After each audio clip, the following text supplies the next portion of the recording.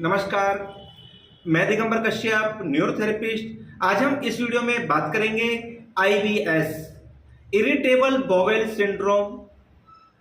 Irritable मतलब irritate हो जाना, बॉवेल मतलब intestine syndrome group of disease. जब हमारे इंटेस्टाइन का फंक्शन डिस्टर्ब हो जाता है तो हमें बहुत सारे रोग आ जाते हैं। उन्हीं में एक रोग होता है जिसे हम IBS के नाम से जानते हैं, और आज ये एक कॉमन समस्या बन गई है। हमारे देश में 15% लोगों को आज IBS की प्रॉब्लम है। यानी कि अगर हम 100 लोगों को बात करें तो पता चलेगा कि 15 लोगों को IBS रोग है। और अगर हम कंपेयर करें कि ये बीमारी महिलाओं में ज्यादा पाई जाती है या पुरुषों में ज्यादा पाई जाती है, तो ये बीमारी महिलाओं में ज्यादा पाई जाती है। और अगर एज ग्रुप की बात करें तो 35 वर्ष से जिनकी एज कम है, यानी कि लगभग 18 वर्ष से लेकर 35 वर्ष के बीच में यह बीमारी ज्यादा होती है, ऐसा देखा जाता है। पेशेंट डॉक्टर के पास जाता है, बहुत सारे टेस्ट करे जाते हैं, लेकिन रिपोर्ट्स में कुछ नहीं आता। यह सबसे बड़ी एक चिंता का विषय बनता है और डॉक्टर कहते हैं कि आपको कोई रोग ही नहीं है। IBS एक आज लाइफस्टाइल डिजीज बन चुकी है।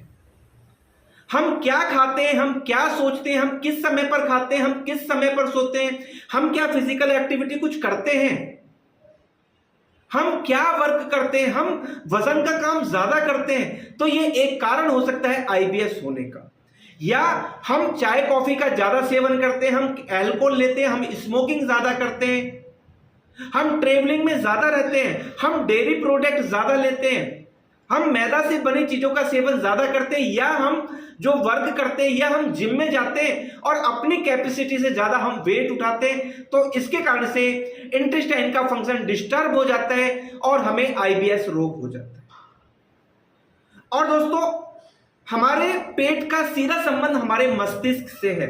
जिसको IBS होता है, देखा जाता है कि उसका ये वाला पार्ट, यानी कि उसका माइंड भी डिस्टर्ब होता है, या कहें कि उसको डिप्रेशन होता है। और जिसको डिप्रेशन काफी लंबे समय से रहता है, देखा जाता है कि उसका पेट प्रभावित रहता है, या कहें कि उसको IBS रोग होने के चांस औरों की अपेक्षा बहुत ज्यादा हो जाते हैं।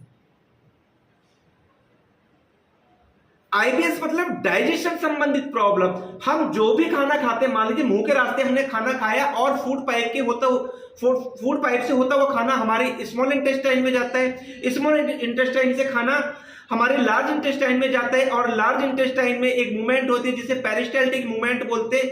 उस मूवमेंट के जरिए खाना आगे प्रोसेस में पहुंचता है और एनस के द्वारा मल के रूप में वह जो वेस्टेज है हमारी बॉडी से बाहर निकल जाता है।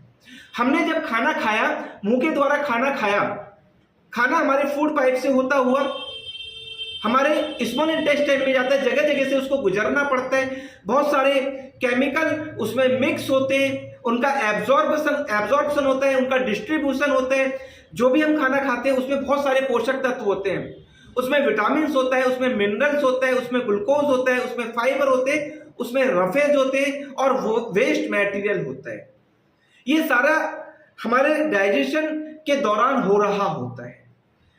जब खाना हमारे लार्ज इंटेस्टाइन में पहुंचता है, IBS मतलब लार्ज इंटेस्टाइन संबंधित रोग, यानी कि हमारी जो बड़ी आंत है उसमें होने वाला जो रोग है उसी को हम IBS कहते हैं। यानी कि अगर आपको IBS हुआ है तो सीधा सीधा मतलब है कि आपकी बड़ी आंत में आपको दिक्कत आ गई है।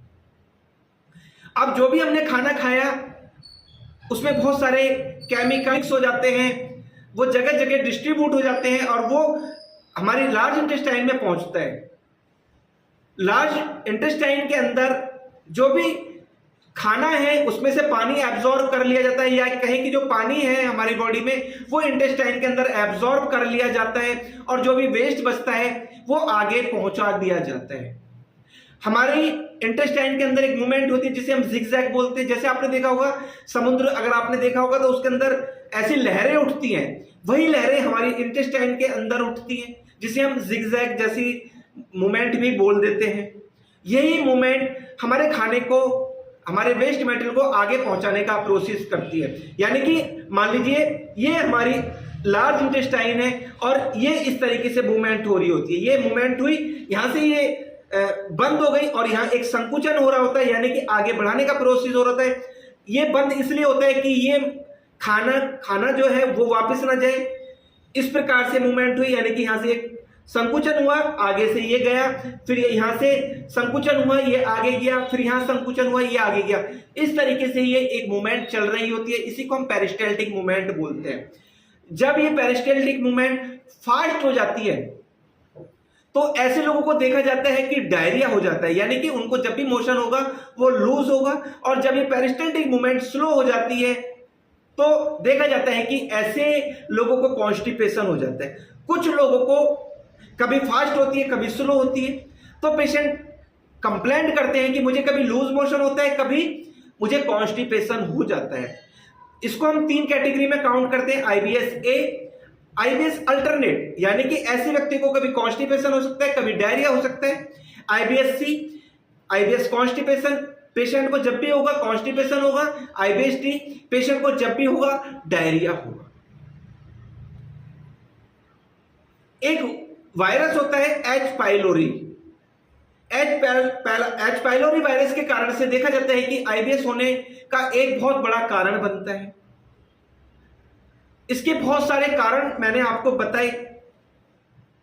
जब पेशेंट को यह दिक्कत हो जाती है, यानी कि आईबीएस रोग हो जाता है, तो बॉडी के अंदर बहुत सारे चेंजेस नजर आते हैं, बहुत सारे लक्षण नजर आते हैं, जैसे हेडेक होना, डिप्रेशन हो जाना, एंजाइटी हो जाना, चिड़चिड़ापन हो जाना, गुस्सा बहुत अधिक आना, डाइजेशन डिस्टर्ब हो जाना, कभी गैस होगी, कभी एसिडिटी होगी, कभी कॉन्स्टिपेशन होगा, कभी डायरिया होगा, पेट फूल जाता है, ब्लोटिंग हो जाती है, पेट में मरोड़, ऐंठन, चुभन, ऐसे लक्षण देखने को मिलते हैं। और बहुत सारे पेशेंट को हमने देखा है कि उनका वजन बहुत ज्यादा कम होता है। पेशेंट कंप्लेंट करता है कि मेरा 10 किलो, मेरा 15 किलो वजन कम हो गया। लेकिन पेशेंट करे तो करे क्या? तो जैसा मैंने प्रारंभ में बताया कि पेशेंट डॉक्टर के पास गया, डॉक्टर ने टेस्ट कराए। इसमें बहुत सारे टेस्ट कराए जाते हैं। सबसे पहले अल्ट्रासाउंड कराया जाता है, ब्लड टेस्ट कराते हैं, endoscopy, colonoscopy, CT scan, MRI, बहुत सारे टेस्ट कराए जाते हैं, लेकिन रिपोर्ट्स में कुछ नहीं आता और एक अनुमान के अनुसार कह दिया जाता है कि आपको आईबीएस रोग हो गया है या आपको डिप्रेशन हो गया। आप साइकियाट्रिस्ट के पास जाइए, अपने दिमाग का इलाज कराइए, क्योंकि रोग आपके पेट में नहीं है, आपके माइंड में है, ऐसा डॉक्टर कह देते हैं। पेशेंट कंफ्यूज हो जाता है कि लेकिन ये तो है ही नहीं, रोग तो मेरे पेट में है, लेकिन रोगी समझ नहीं पा रहा, डॉक्टर समझा नहीं पा रहे, दवाई देते हैं, कोई आराम नहीं मिलता। पेशेंट बताते हैं कि मैंने लाखों रुपया खर्च कर दिया लेकिन रिजल्ट कुछ नहीं आ रहा। बड़े बड़े डॉक्टर के पास चला गया, बड़े बड़े नामी हॉस्पिटल के अंदर चला गया, लेकिन निष्कर्ष वही 0 का 0 बना हुआ है। हम पेशेंट को पूछते क्या आराम मिला, कहते हैं नहीं, वैसे क्या वैसे ही है। अगर आपको आईबीएस हो गया है तो सबसे पहले आपको अपनी दिनचर्या को ठीक करना चाहिए, अपनी डाइट आपको प्रॉपर लेनी चाहिए। बात आती है कि डाइट में आप क्या लें। सबसे पहले आपको दूध से बने जितने भी प्रोडक्ट हैं, चाहे वो दही है, चाहे वो पनीर है, खोवा है, मावा है, मिठाइयां हैं या दूध है, ये आपको नहीं लेना। अगर आप ले सकते हैं तो केवल छाछ, उसमें भी काला नमक, भुना हुआ जीरा आपको जरूर डाल लेना चाहिए। ड्रिंक करते हैं इमीडिएटली बंद कर दें, स्मोकिंग करते हैं इमीडिएटली बंद कर दें, स्पाइसी खाना खाते हैं आपको अवॉइड कर देना चाहिए, फिजिकल एक्टिविटी नहीं करते तो आपको शुरू जरूर कर देनी चाहिए, क्योंकि इसमें स्ट्रेचिंग एक्सरसाइज आपको करनी चाहिए। नींद 6 से 8 घंटे आपको प्रॉपर लेनी चाहिए, 10 से 12 ग्लास आपको पानी पीना चाहिए। आपका हर चीज का रूटीन आपका होना चाहिए। आपका जो नाश्ता है वो समय से हो, मान लीजिए 8 साढ़े 8 बजे नाश्ता होना चाहिए, 1 से 1:30 बजे आपका लंच होना चाहिए, 7:30 से 8 बजे के बीच में आपका डिनर होना चाहिए। आपको हैवी प्रोटीन नहीं लेनी, बहुत ज्यादा दालें नहीं लेनी, राजमा, छोले, उड़द की दाल, वायु वाली चीजें, अरबी, गोभी, भिंडी, ऐसी चीजों को आपको अवॉइड करना चाहिए। सिंपल खाना आप लीजिए, हरी सब्जी लीजिए, ग्रीन वेजिटेबल्स लीजिए, सैलेड लीजिए, फ्रूट्स लीजिए, केला पपीता हो सके तो थोड़ा कम लीजिए, क्योंकि जैसे मैंने बताया कभी कॉन्स्टिपेशन होता है, कभी डायरिया होता है, तो ऐसे लोगों को नुकसान होता है, ऐसा देखा जाता है।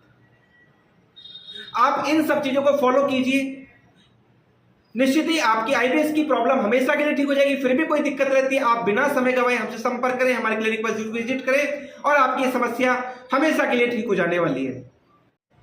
दोस्तों आप अगर हमारी वीडियो को पहली बार देख रहे हैं, हमारे चैनल को सब्सक्राइब जरूर करें, वीडियो को अधिक से अधिक शेयर करें, वीडियो को लाइक करना ना भूलें और बेल आइकन बटन जरूर ही दबाएं, जिससे कि जो भी वीडियो हेल्प पर हम बनाएं उसका नोटिफिकेशन टाइम टाइम आपको मिलता रहे।